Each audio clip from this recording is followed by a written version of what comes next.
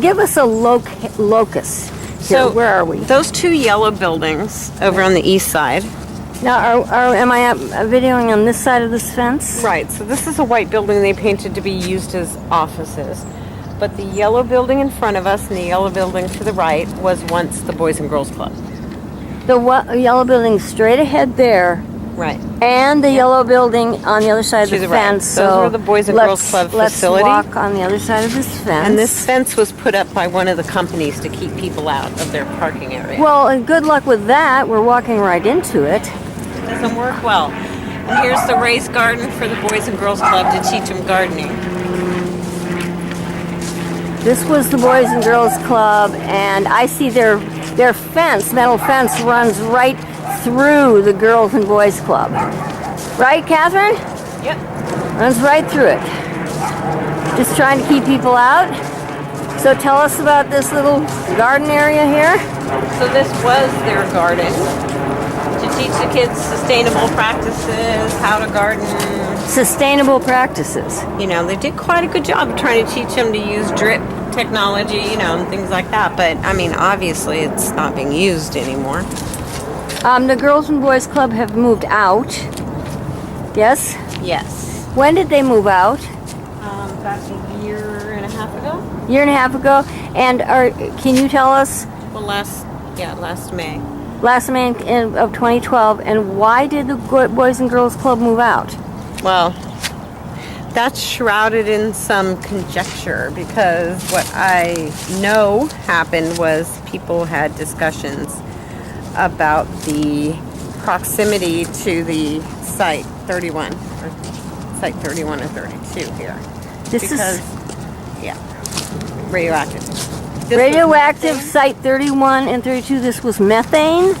Or not methane. They said it was methane when they first started it.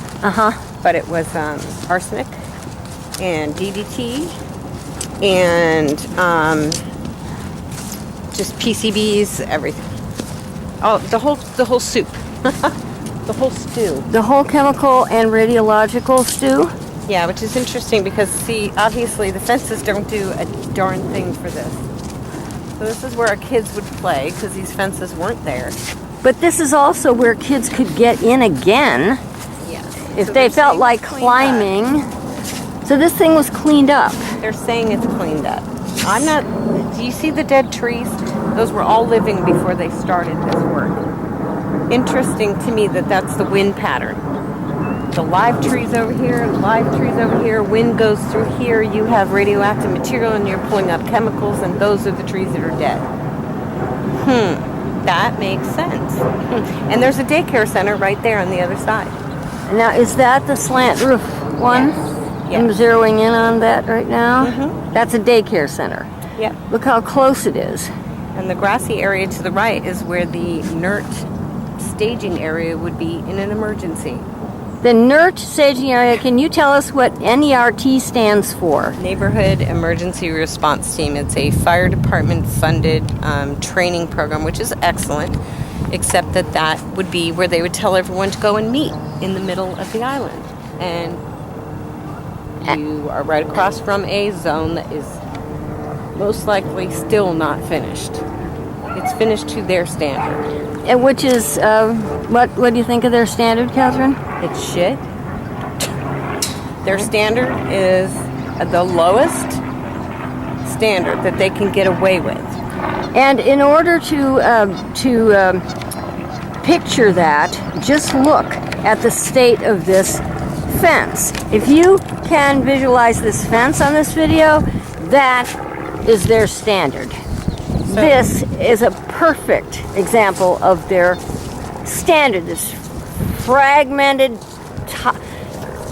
torn apart, blowing in the wind thing. And if you want to look through here, gross. See that hole over there? Hole. Now, kids in the ground, we're talking about about a hole in the ground.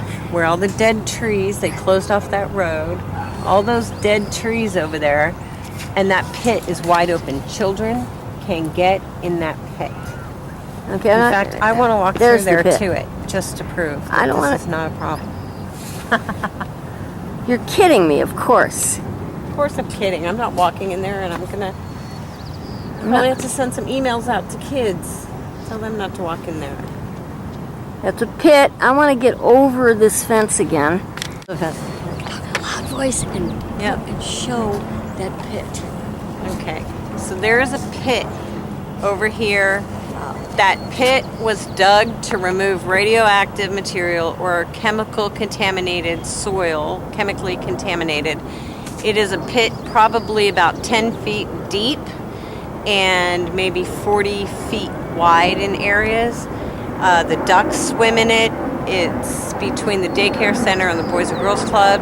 And what ticks me off is this fence is not sufficient. Kids will walk through here out of curiosity, fall into the pit, and the pit has proper signage, but the fence that's now broken down has no signage, and it's already broken. It's not going to stop any child or curious teenager or stupid adult from walking in there.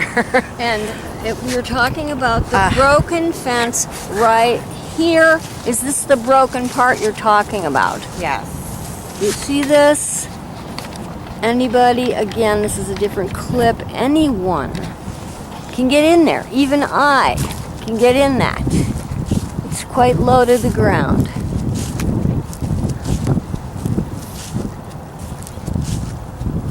Okay. It's a little bit difficult to not to react with shock to this kind of thing.